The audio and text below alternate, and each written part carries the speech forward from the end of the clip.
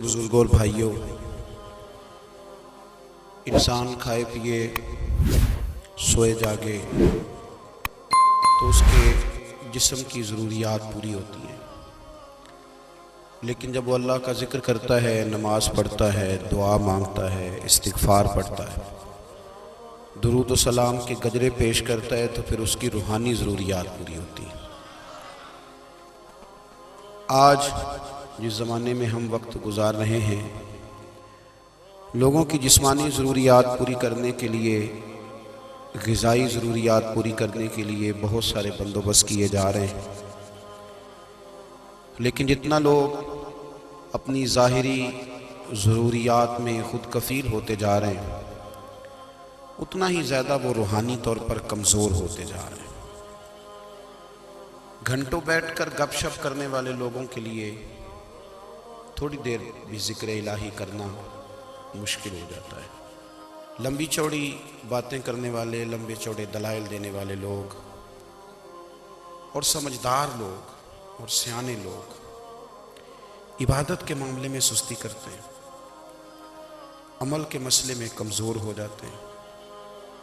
تسبیحات کرنا، وظائف پڑھنا، درود و سلام پڑھنا، کم بولنا، سچی بات کرنا، صبر سے رہنا، شکر کو اپنانا، قناعت اختیار کرنا، حسد، بغض، عداوت سے بچنا، یہ لوگوں کے لیے مشکل ہو جاتا ہے۔ پھر اس کا نقصان یہ ہے کہ معاشرہ ایک عجیب سی بے سکونی اور بے قراری کا شکار ہے۔ جیب میں بہت زیادہ پیسے رکھنے والا، خوش شکل نظر آنے والا، پیٹ بھر کے روٹی کھانے والا شخص بھی ڈھونڈتا پھرتا ہے کہ آخر میں پریشان ہوں کیوں۔ آپ انسانیت کی تاریخ پڑھیں گے تو آپ کو معلوم ہوگا کہ انسان نے کبھی پتھر کی پوجا کی، کبھی معاذ اللہ چاند سورج کی، درختوں کی، بتوں کی پوجا کی۔ معاذ اللہ یہ غلط ڈائریکشن پہ تو چڑھ گیا، لیکن ایسا نہیں ہے کہ کوئی بندہ دنیا میں آیا ہو اور کسی کی اس نے عبادت نہ کی ہو۔ اس لیے کہ اللہ تبارک و تعالیٰ نے جس طرح ہمارے جسم میں کھانے کی طلب رکھی ہے، پینے کی طلب رکھی ہے، سونے کی طلب رکھی ہے، اسی طرح اللہ تعالیٰ نے عبادت کے لیے طلب رکھی ہے جسم میں۔ یہ تو ہوا کہ انسان گمراہ ہو گیا، غلط رستوں پہ چل نکلا، اس نے جھوٹے معبودوں کی طرف معاذ اللہ توجہ کر لی، لیکن وہ کسی نہ کسی کے سامنے جھکتا رہا، کیونکہ اس کے وجود میں طلب تھی، شوق تھا اسے کہ وہ عبادت کرے۔ اللہ تبارک و تعالیٰ جب مسلمان کو توفیق دے اور اللہ کی بارگاہ کی جانب وہ رجوع کرے تو پھر اس کا رویہ یہ ہونا چاہیے کہ اس کی توجہ ہو اللہ کی جانب۔ ہمارے ہاں تسبیحات پڑھ لی جاتی ہیں اگر کبھی موقع ملے، لیکن وہ خاص انہماک، وہ خاص شوق، وہ خاص ذوق اللہ تبارک و تعالیٰ کی عبادت کا، ایک ہوتا ہے نماز پڑھنا، ایک ہوتا ہے اہتمام کے ساتھ نماز پڑھنا، یعنی ذرا وقت پہ اٹھنا، ذرا صحیح کر کے وضو کرنا، ذرا شوق سے مصلی بچھانا۔ ایک ہوتا ہے تسبیح پڑھ لینا، اور ایک ہوتا ہے ذرا تھوڑا سا شوق کے ساتھ اللہ کو یاد کرنا۔ آپ کبھی جو میں نے آیت کریمہ پڑھی، اس کی آپ شان نزول دیکھیں۔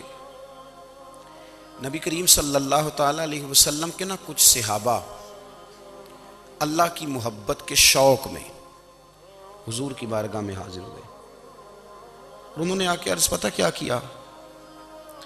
عرض کرنے لگے، یا رسول اللہ صلی اللہ تعالیٰ علیہ وسلم، سالوں بیت گئے ہیں سجدے کرتے ہوئے، حضور سالوں بیت گئے ہیں تسبیح پڑھتے ہوئے، سالوں بیت گئے کہتے ہوئے کہ سبحان اللہ وہ پاک ہے، ہمیں سالوں بیت گئے یہ کہتے ہوئے کہ اللہ اکبر وہی سب سے بڑا ہے، سالوں بیت گئے کہتے ہوئے کہ الحمدللہ ساری تعریفیں اللہ کے لیے، سالوں بیت گئے اس کی تسبیح کرتے، تحلیل کرتے، تکبیر کہتے۔ حضور اب نہ ہمارا اپنے رب سے ملنے کو جی چاہتا ہے، کبھی اے حقیقت منتظر نظر آ نہ لباس مجاز میں، لاکھوں سجدے تڑپ رہے ہیں میری جبین نیاز میں۔ اور اقبال کہنے لگے کہ تیرے عشق کی انتہا چاہتا ہوں، تو میری سادگی دیکھ کیا چاہتا ہوں، میرا ذرا سا تو دل ہے مگر شوق اتنا، میں وہی لن ترانی سنا چاہتا ہوں۔ میرا بھی دل کرتا ہے کہ اللہ میں تجھے کہوں میں تجھے دیکھنا چاہتا ہوں، جس طرح حضرت موسیٰ کلیم علیہ السلام نے کہا تھا، اور تو مجھے کہے کہ لن ترانی تو نہیں دیکھ سکتا، ذرا سا تو دل ہے مگر شوق اتنا، میں بھی وہی لن ترانی سنا چاہتا ہوں۔ پھر کہنے لگے بھری بزم میں راز کی بات کہہ دی، بڑا بے ادب ہوں سزا چاہتا ہوں۔ دیکھو سب لوگوں کے بیچ ہی میں نے یہ کہہ دیا۔ میرے عزیز صحابہ نا شوق میں، کتنے سارے لوگ ہیں آپ، کتنی ماشاءاللہ بڑی تعداد میں آپ آئے، ہم بھی کبھی اس شوق میں گئے ہیں کہ ہمارے رب کو دیکھنے کو دل چاہتا ہے، ہمارا جی چاہے وہ کبھی ہمیں ملے، ہم کبھی اس کی زیارت کریں، اس کی بارگاہ کرم میں ہم حاضر ہوں۔ صحابہ نے عرض کیا یا رسول اللہ صلی اللہ تعالی وسلم ہمارا رب کہاں ہے؟ ہمارا نا اپنے رب کو دیکھنے کو جی چاہتا ہے۔ جب صحابہ نے یہ عرض کیا تو اللہ نے قرآن مجید نازل کیا، فرمایا وَإِذَا سَأَلَكَ عِبَادِي عَنِّي فَإِنِّي قَرِيبٌ، محبوب جب میرے بندے آپ کی بارگاہ میں آ کے میرے بارے میں پوچھے نا تو ان سے کہہ دینا میں ان کے قریب ہی ہوں، قریب ہی ہوں۔ دلیل کیا ہے؟ بھائی اذا دان، یہ جب بھی مجھ سے دعا مانگیں گے میں ان کی دعاؤں کو قبول فرماؤں گا، میں ان کے قریب ہوں، میں ان کے قریب ہوں۔ یہ جب بھی دعا مانگیں گے نا میں قبول کروں گا، میں ان کے قریب ہوں۔ اللہ تبارک و تعالیٰ کے بندے اللہ سے محبت کرتے، رب کی بارگاہ میں جھکتے، اس کو اپنے دکھ سناتے، اس کے پیارے محبوب صلی اللہ تعالیٰ علیہ وسلم کا وسیلہ لے کے اس کے حضور حاضر ہو جاتے، پیشانیاں سجدوں سے روشن ہوتی۔ ہم نا ہر چیز کے لیے وقت نکالتے ہیں، ہر چیز کے لیے، لیکن عبادت کے لیے وقت نہیں نکالتے۔ ہر شے آباد ہے، ہر شے، ہماری فیس بک بھی آباد ہے، واٹس ایپ بھی آباد ہے، ہمارے ٹویٹر بھی آباد ہیں، ہماری ہر چیز آباد ہے، سب سے کم آباد ہمارا مصلی رہ گیا ہے، سب سے کم۔ وہ لوگ اب ڈھونڈنے سے ملتے ہیں جن کی بغل میں مصلی ہوتا تھا۔ میرے بھائی آپ کتنا کو دنیا کے پیچھے بھاگو گے تھکا دے گی، کتنا دولت کے پیچھے بھاگو گے تھکا دے گی۔ آپ جب اپنی زندگی میں جمع تفریق کرو گے نا تو مرتے وقت احساس ہوگا کہ سارا کچھ تو لوگوں کے لیے کیا، اپنے لیے تو کر ہی کچھ نہیں سکے۔ اور ہم عبادت کے معاملے میں بہانے بازی بھی کرتے ہیں، ہم کہتے ہیں اوہو رزق کمانا بھی تو عبادت ہی ہے نا، تو میں حلال روزی کے لیے جا رہا ہوں یہ بھی تو عبادت ہے نا۔ میری طرح کے لوگ کہہ دیتے ہیں کہ میں سویرے اٹھ کے مدرسے میں کچھ اسباق دیکھتا ہوں تو یہ بھی تو عبادت ہے، میں بیان کرنے کے لیے مطالعہ کرتا ہوں تو یہ بھی تو عبادت ہے نا، اتنے لمبے سفر کر کے ملک میں دنیا میں گھومتا ہوں تو یہ بھی تو میں عبادت ہی کر رہا ہوں۔ اب اسپیشل نفلوں کے لیے وقت کس طرح نکلے، اسپیشل کر کے تسبیح میں کیسے چلاؤں، میں سارا کچھ ہم بہانے بنا لیتے ہیں نا۔ میرا سوال یہ ہے کہ یہ ساری باتیں صحابہ کو، نبی کریم کو، دیگر لوگوں کو بھی تو پتہ تھی نا، لیکن آپ غور تو کریں 23 سال حضور کو وقت ملا، مختصر وقت ظاہراً تبلیغ کرنے کے لیے، پوری دنیا میں دین بھی پھیلانا ہے، گھر میں 11 ازواج ہیں، 4 بیٹیاں ہیں، ان کی اولادیں، سارے کام کاج بھی دیکھنے ہیں۔ لیکن سیدہ طیبہ طاہرہ حضرت عائشہ صدیقہ رضی اللہ تعالیٰ عنہ فرماتی ہیں سارا دن تبلیغ کرتے، ہر غلام کے دکھ سنتے، گھر میں آتے تو اپنے گھر والوں کا خیال کرتے، کام میں ہمارا ہاتھ بٹاتے۔ قربان جاؤں، کہتی ہیں زمانہ سارا سو جاتا لیکن آمنہ کے لال مصلی بچھا لیتے۔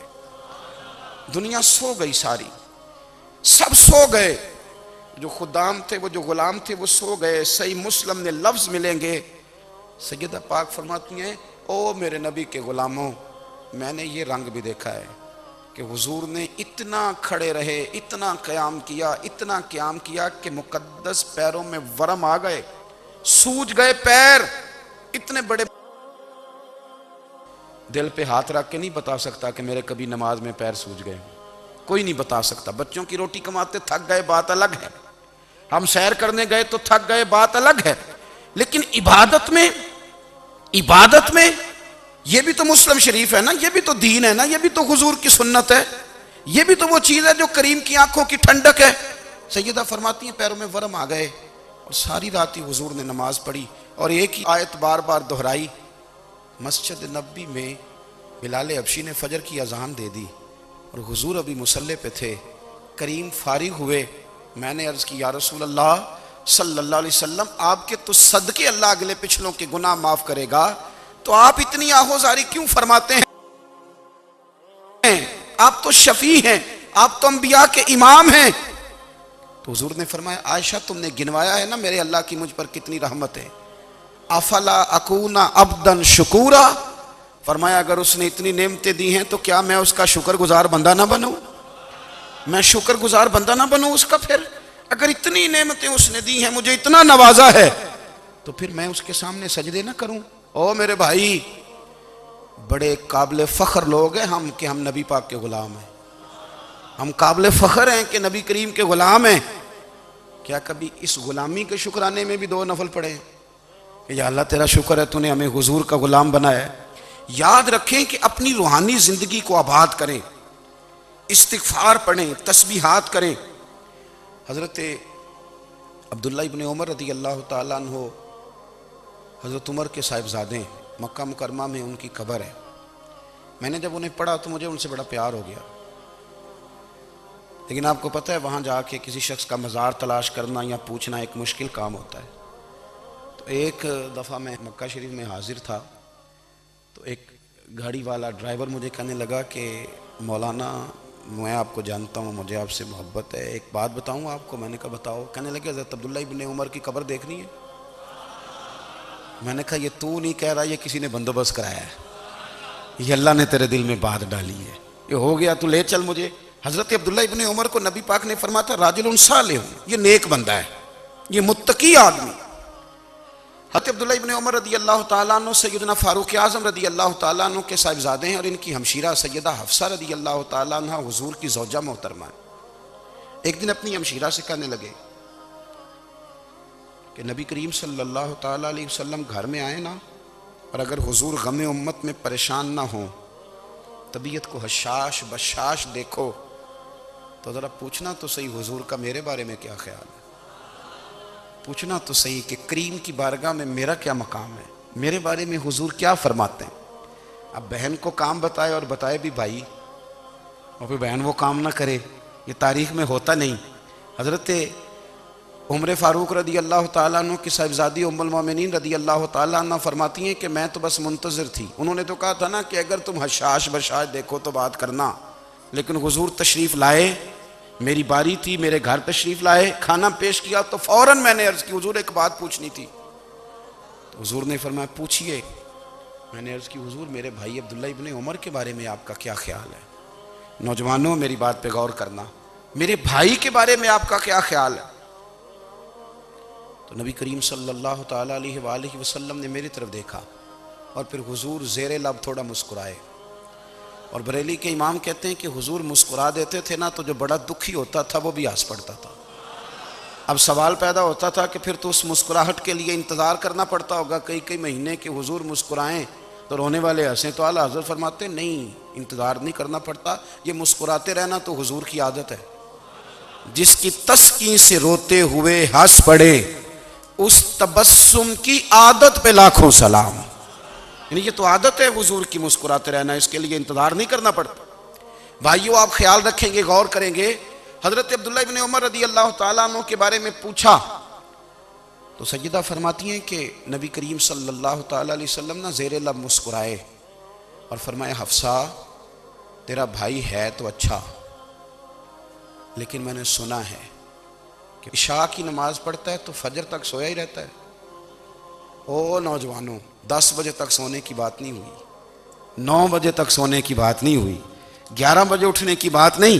حضور فرمانے لگے میں نے سنا ہے کہ عشاء کی نماز پڑھ کے سو جاتا ہے اور فجر تک سویا ہی رہتا ہے، اسے چاہیے کہ تہجد کے وقت اٹھا کرے، اللہ کی بارگاہ میں حاضر ہوا کرے، آہوزاری کرے، سجدے کرے، عبادت کرے، اٹھتا ہے اور فجر میں جا کے اٹھتا ہے۔ حضرت جناب حفصہ رضی اللہ تعالیٰ عنہ کہتی ہے میں نے جناب عبداللہ ابن عمر کو پیغام دیا اور میں نے کہا میرے جوان بھائی سن، نبی پاک نے فرمایا ہے تو اچھا پر تہجد میں نہیں اٹھتا، نفل نہیں پڑھتا۔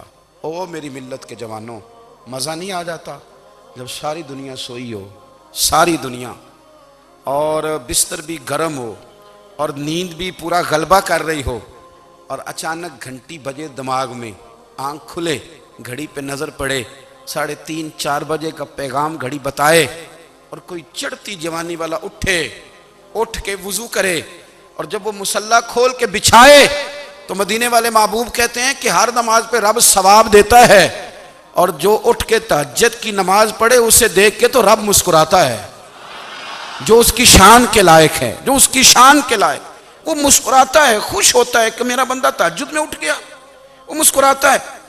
کاش ہماری صبحیں کبھی اپنے مالک کے نام ہو جائیں، کاش کے صبحیں۔ حضرت ابو الحسن رحمۃ اللہ تعالیٰ علیہ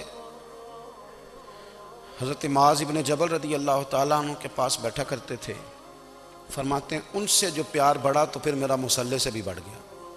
تابعی ہیں، فرماتے ہیں صحابی رسول سے محبت ہوئی تو ذکر سے بھی ہو گئی، پھر درود شریف سے بھی ہو گئی، محبت ان سے بڑھی تو پھر اللہ نے مسجد کا پیار بھی بڑھا دیا۔ آپ فرماتے ہیں کہ میری ہر وقت طبیعت چاہتی تھی کہ بس اللہ اللہ کروں، بس اللہ اللہ کروں، بس نہ میں ذرا تھوڑی جان چھڑاؤں لوگوں سے، کوئی 10 منٹ ملے تو میں کچھ 4 نفل پڑھ لوں، میں تھوڑا سا نہ بچوں لوگوں سے، اور مجھے تسبیح ملے تو میں نہ کچھ 400-500 دفعہ استغفار پڑھوں، سبحان اللہ الحمدللہ اللہ اکبر لا حول ولا قوت الا باللہ، میں نہ تسبیحات پڑھوں۔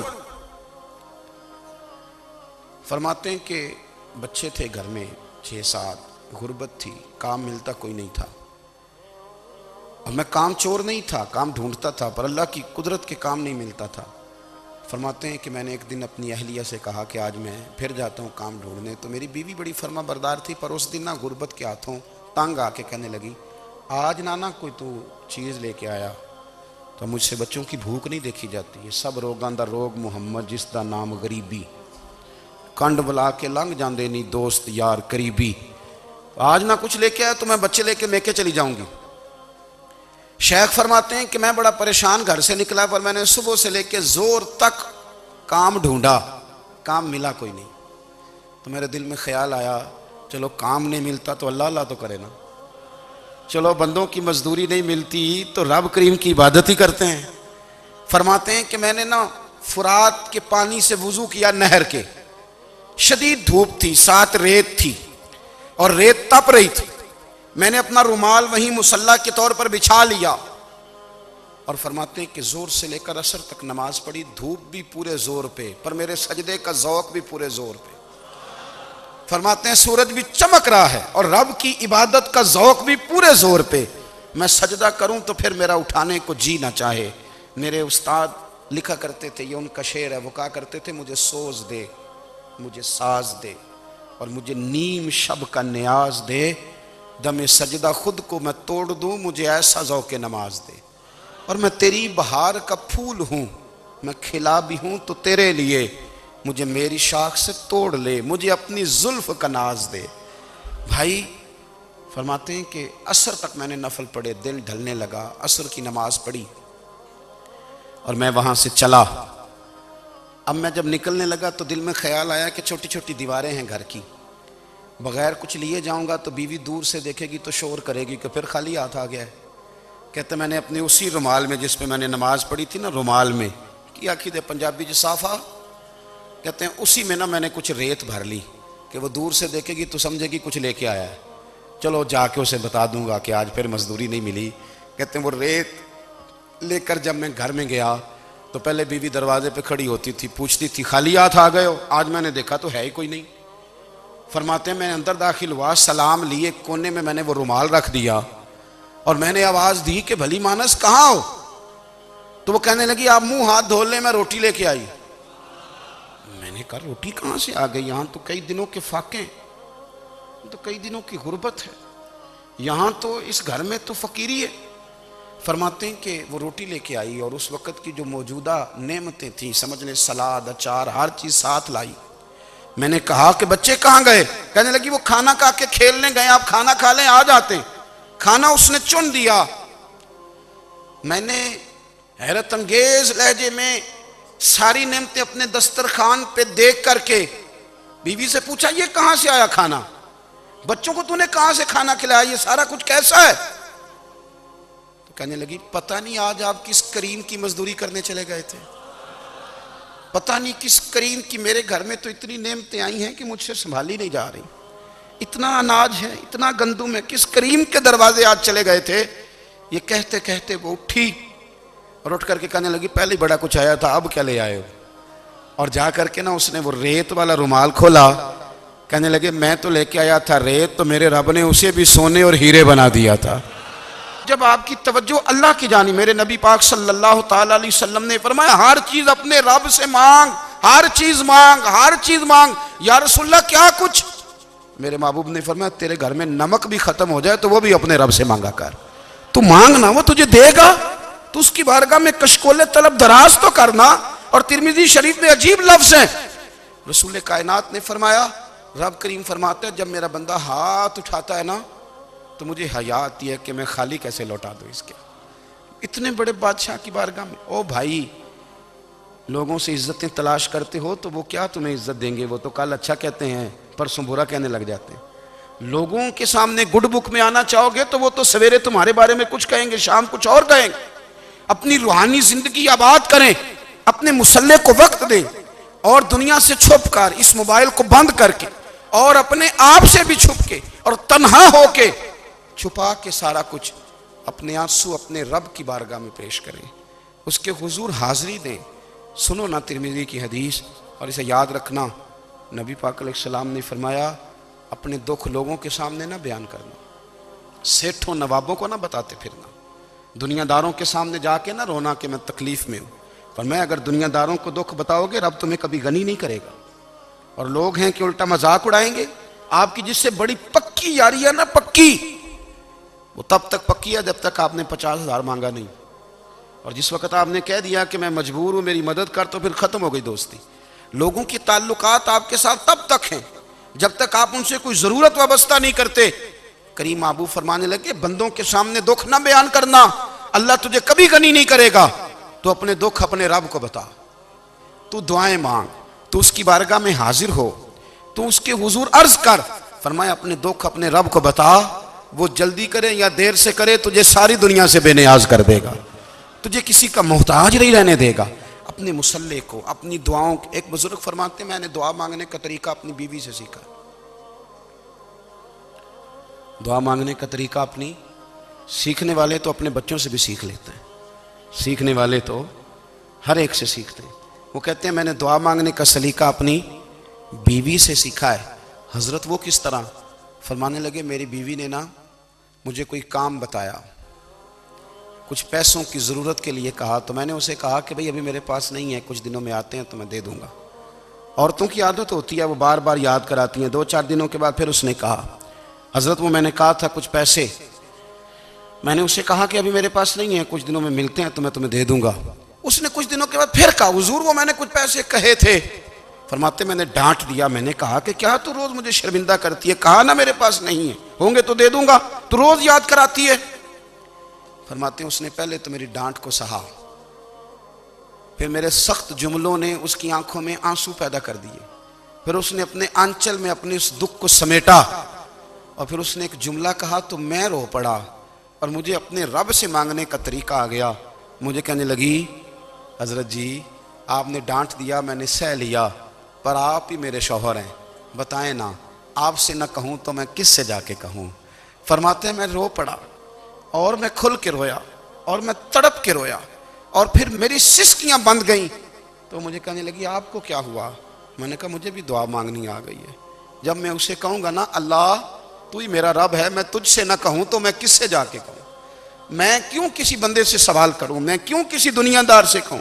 میں تیرے بندوں کا، نیک بندوں کا وسیلہ لے کے، تیرے محبوب کی غلامی لے کے تیری بارگاہ میں آیا، تجھ سے نہ مانگوں تو کس سے مانگوں؟ سمجھ آ گئی ہے جب میں اس رنگ میں مانگوں گا تو پھر رب میرے اوپر بڑا ہی فضل فرمائے گا، وہ میرے اوپر بڑی رحمت کرے گا، وہ میرے لیے آسانیاں کرے۔ عزیز دوستو ہم اس طرح کرنے لگ گئے ہیں کہ ہم نے نا اپنے تعلقات پر اعتماد کرنا شروع کر دیا ہے۔ میرے تعلقات بہت ہیں، ہم نے اپنی دولت پر اعتماد کرنا شروع کر دیا ہے، میرے پاس دولت بہت ہے، ہم نے اپنے علم پر، اپنی شہرت پر اعتماد کرنا شروع کر دیا ہے کہ میرے پاس فلاں چیز بہت ہے۔ یاد رکھنا جب بے نیاز اپنی صفت بے نیازی دکھاتا ہے تو بڑی بڑی دولتوں والے مجبور نظر آتے ہیں۔ بھائیو جب انسان کا رشتہ اپنے مالک کے ساتھ ہوتا ہے پھر تو غم بھی کچھ نہیں کہتے، پریشانیاں بھی کچھ نہیں کہتی، پھر تو زندگی صبر والی، پھر تو زندگی توکل والی، پھر تو زندگی بھروسے والی. پھر انسان اپنے آپ کو رسوا نہیں کرتا، دنیا داروں سے امیدیں اس کی ختم ہو جاتی، امیدیں اللہ رسول سے لگا لیتا، مضبوط ہو جاتا ہے، مضبوط، طاقتور ہو جاتا ہے، خوددار ہو جاتا ہے، باوقار باعزت ہو جاتا ہے. حضرت بہلول دانا رحمۃ اللہ علیہ بیٹھے تھے تو ہارون رشید حج کر کے آ رہا تھا، تو رستے میں حضرت شیخ سے ملاقات ہو گئی تو السلام علیکم کے بعد کہنے لگا حضور کوئی حکم ہو تو بتائیے گا. تو حضرت بہلول دانا فرمانے لگے تیرا رب کون ہے؟ اس نے کہا اللہ. تو فرمایا میرا کون ہے؟ کہا اللہ. فرمانے لگے تو بڑا ہی بیوقوف ہے، کیا تو یہ سمجھتا ہے کہ رب ہارون رشید کو تو دے گا اور بہلول دانا کو بھول جائے گا؟ تیرا بھی وہی رب ہے، میرا بھی وہی رب ہے. اس نے اگر تجھے دے کے آزمایا ہے تو ہو سکتا ہے مجھے نہ دے کے آزما رہا ہو. جب اس کی حکمت کے تقاضے ہوں گے تو عطا کرے گا اور دے گا. تو جا اپنا کام کر. بھائی اپنی روحانی زندگی، اپنی عبادات، اپنے وظائف، اپنے روزمرہ کے معاملات، اپنی دعائیں، اپنا استغفار. دیکھو کوئی مشکل کام تو نہیں، 2 رکوع ہیں سورہ واقعہ کی اگر رات کو پڑھ لی جائے تو. میں کس طرح یہ بات بیان کروں کہ تعویذ بانٹنا آسان ہے اور وظیفہ بتانا مشکل ہے. سارا دن تعویذ بانٹیں تو لوگ لینے کو تیار ہیں، اور اگر آپ وظیفہ بتائیں تو کہتے ہیں تو مشکل کام ہے. او خدا کے بندے، اگر آپ کا تعلق قرآن پاک کے ساتھ مضبوط ہو، قرآن پاک کے ساتھ اگر آپ کا رشتہ ہو، لوگ سفارشیں ڈھونڈتے ہیں نا دنیا میں، کوئی تعلق مل جائے تو میرا کام ہو جائے. دنیا میں اتنا مشکل معاملہ ہے، آخرت میں مجھے بتائیے گا کتنا مشکل معاملہ ہوگا. میرے نبی پاک صلی اللہ تعالیٰ علیہ وسلم نے فرمایا جو لوگ سورہ ملک پڑھا کرتے تھے نا، سورہ ملک، یہ سورت ملک قیامت میں ان کی سفارش کرے گی، اور اس طرح کرے گی کہ کہے گی اے اللہ یہاں اس بندے کو جنت میں داخل کر دے یا مجھے قرآن پاک سے علیحدہ کر دے. تو رب فرمائے گا جا اس کا دامن تھام کے اسے جنت تک پہنچایا. آپ بات کو سمجھیں، جب آپ کے تعلقات اپنے معاملات کے ساتھ مضبوط ہوں گے، یہ نبی کریم نے وعدہ کیا ہے کہ تو سورت واقعہ پڑھ تیرے گھر میں فاقہ نہیں آئے گا.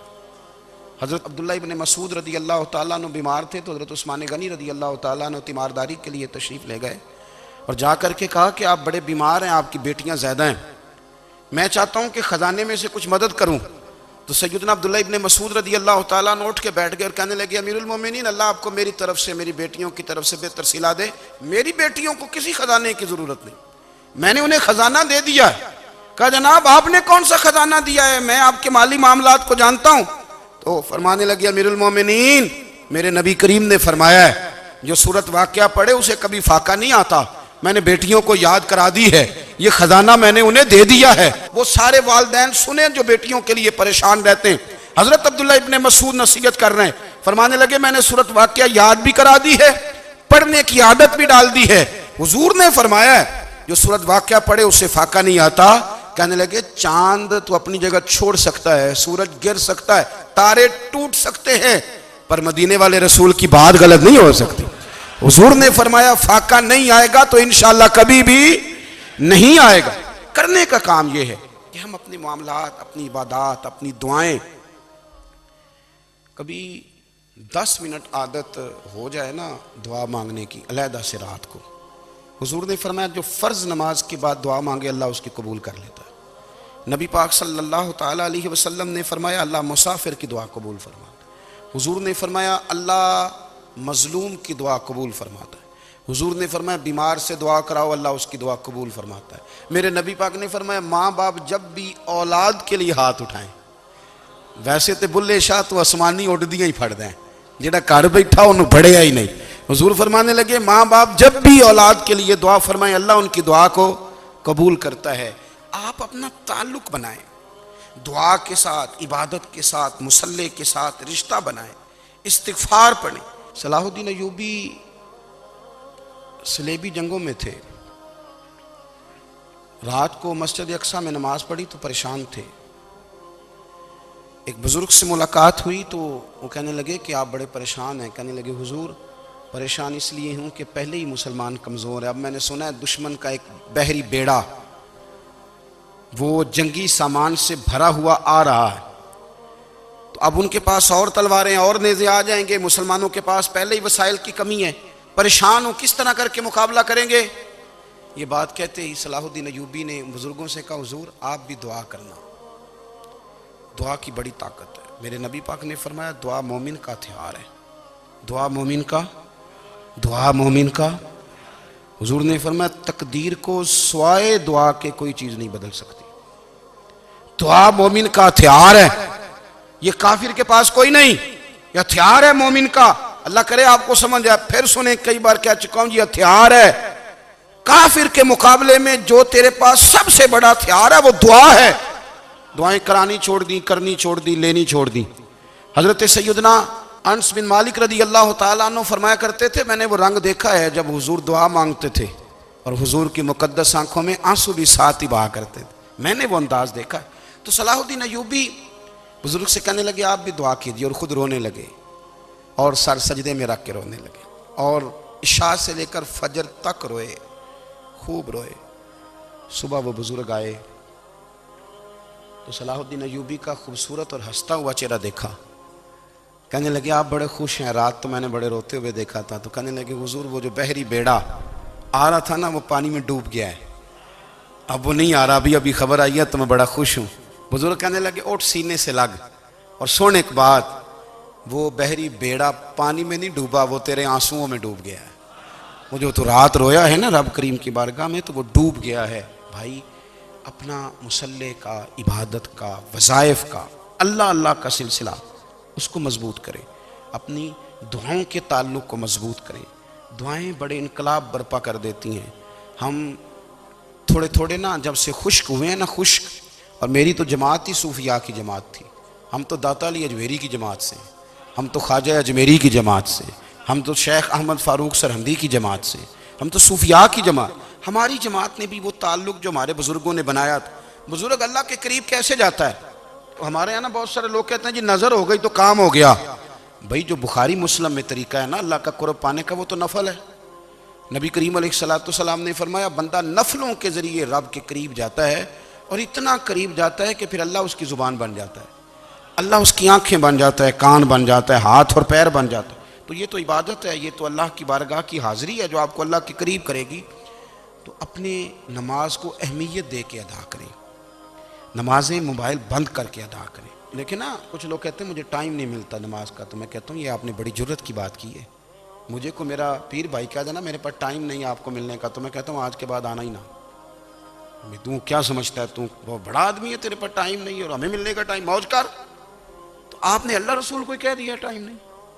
اور عجیب فلسفہ ہے نا، کہا جائے نماز پڑھنے آؤ تو کہتے ہیں کپڑے ٹھیک نہیں، اور کہا جائے کہ آؤ ذرا دعوت پہ چلیں تو کہتے ہیں 1 منٹ ٹھہر میں کپڑے بدل کے آیا۔ نماز کے لیے کہا تو کہتا ٹھیک نہیں، دعوت کے لیے کہا تو کہتا میں ذرا تیاری کر لوں، یوں جانا مناسب نہیں۔ یہ معاملہ ٹھیک نہیں۔ رب تو فرماتا ہے کہ جب تم مسجد میں آئے تو زینت اختیار کر کے آ، خوب ذوق سے دعا مانگیں، خوب شوق سے نماز پڑھیں، خوب استغفار کا مزاج بنائیں۔ آپ لوگوں کے بیچ رہ کے سکھ حاصل کرنا چاہتے ہیں، لیکن آپ کو پتہ ہے کئی مہینے غار حرا میں رہنا بھی مدینے والے محبوب کا طریقہ ہے۔ ہر سال اعتکاف بیٹھنا الگ سے، یہ بھی حضور کا طریقہ ہے۔ مسجد نبوی کے اندر دروازہ کھلتا تھا نبی کریم کا، پر گھر کے اندر نفل پڑھے نبی پاک، اور حضور فرماتے ہیں کچھ نفل نماز گھر میں بھی پڑھا کرو، گھر کو قبرستان نہ بناؤ۔ ہمارا گھر اللہ کے ذکر سے آباد ہوگا اگر ہم نماز پڑھیں گے نا۔ میں جب سنت پڑھنے کے لیے گھر میں کھڑا ہوتا ہوں تو میرا جو 2.5-3 سال کا بیٹا ہے نا، وہ بھی میرے ساتھ نماز پڑھنی شروع کر دے۔ اسے پتہ کوئی نہیں نماز کیا ہوتی ہے، لیکن وہ بھی نا سجدہ نہ بھی کرنا ہے تو ساتھ لیٹ ضرور جاتا ہے۔ پتہ چلا بچے لیکچر دینے سے نماز نہیں پڑھتے، نماز شروع کر دیں تو بچے بھی شروع کر دیتے ہیں۔ ہم جب پریشان ہوتے ہیں تو لیکچر دیتے ہیں، تو لیکچر تو باہر شاید چل جائے، گھر میں کیسے چلے گا؟ گھر میں تو عمل چلے گا۔ تو میرے عزیز، آج کے اس روحانی اجتماع میں ہمارے دوستوں نے جو محنت کی، ہم نے بار بار اپنی نیت سے پوچھا، خدا ہمیں معاف کرے اگر کوئی ذاتی شہرت ہے،